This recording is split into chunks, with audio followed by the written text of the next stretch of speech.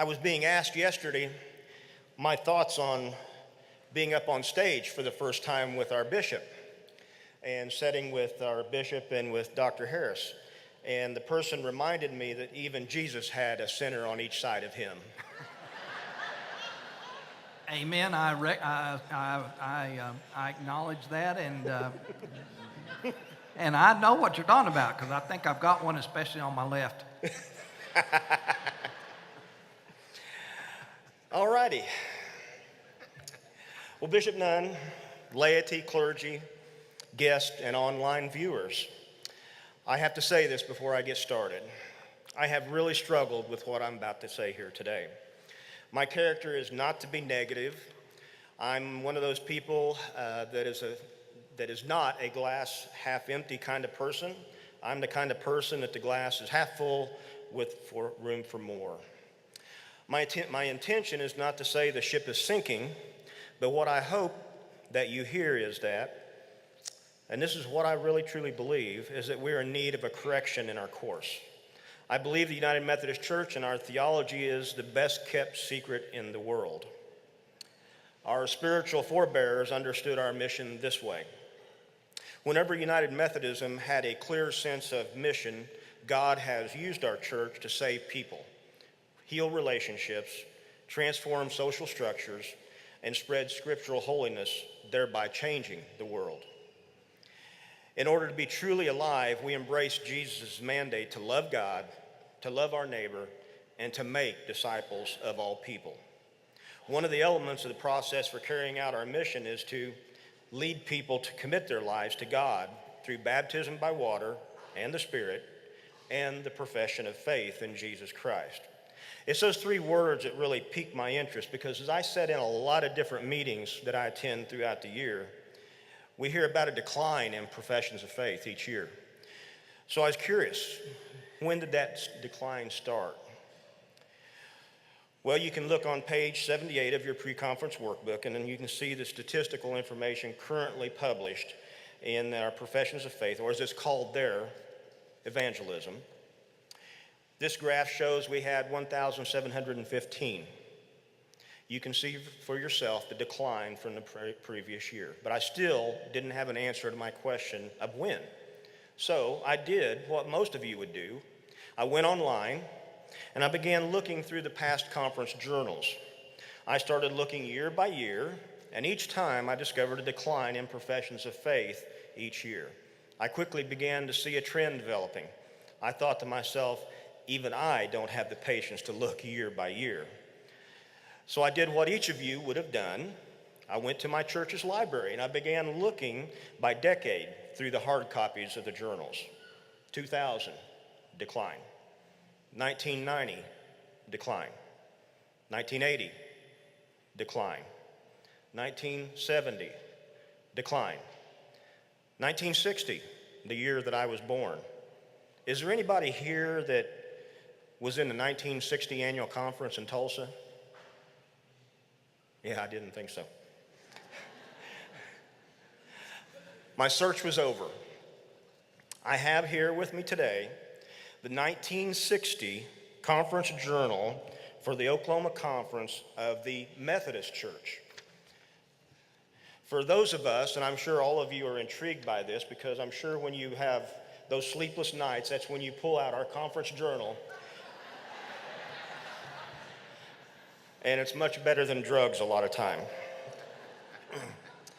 The statistical report published in this journal reports that they received by profession of faith, and make a guess among yourselves, but I'll give you the answer. 6,825 people. Think about that for just a moment. 6,825 people came to know Jesus in that year. The other fascinating number recorded there was the average attendance for Sunday school. Any guess? The average attendance for Sunday school in the 1959 to 60 year was 74,692 people. If you look back to page 78 again, you will see that currently our average worship attendance is 48,000 493 for our conference. There were 26,000 more people in Sunday school than we currently have in worship. Friends, currently the average United Methodist in Oklahoma attends church an average of 2 times a month. That is 2 hours a month, 24 hours a year, out of a possible 8,760 hours in a year. This is about the same amount of time the average American sorts through junk mail that we receive annually. Let's not even talk about the amount of time the average United Methodist in Oklahoma attends Sunday school. How can we make disciples if we don't show up? I want to be really honest with you right now. I have to apologize to you, actually. I have believed for the past several years that training laity to be the best elected leaders they could possibly be would transform our churches. I believe now we should have been training laity to be the best disciples they could possibly be, and by doing that, our churches would have the best leaders elected to lead our churches. I want to read to you excerpts from the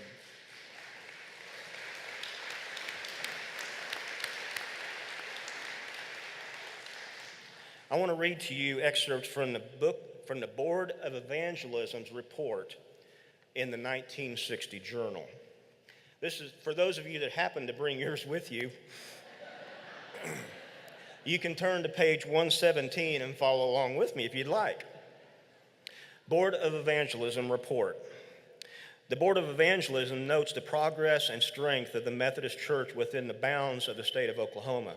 20 years ago, the Methodist Church counted approximately 150,000 members in the state. During this 20-year period, the total population in Oklahoma has slightly decreased, but the Methodist Church has grown to a membership of 240,585 people.